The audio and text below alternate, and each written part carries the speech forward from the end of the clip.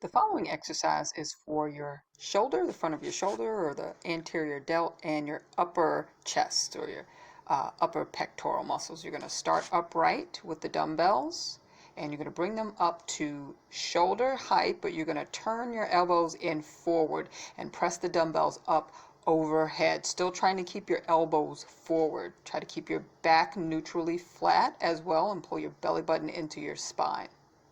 To modify, you can do this seated as well. You'll still bring those dumbbells upright at shoulder level, and then you're going to turn your elbows in forward, palms still facing away from you. Press the dumbbells up overhead and bring them back down to the start. Still keep those elbows as forward as you can. Thanks so much for watching. Please like, share, and subscribe for more exercises.